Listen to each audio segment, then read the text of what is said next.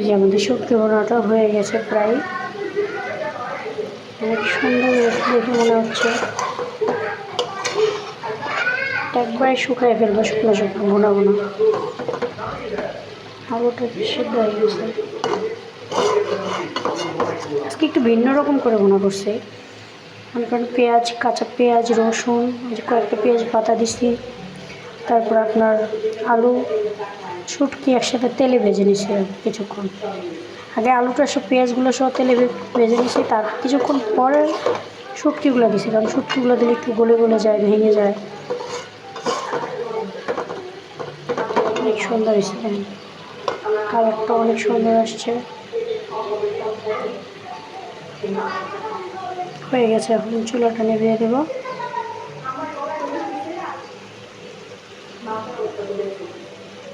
আরেকটু শুকনো করবো, করে একবারে শুকনো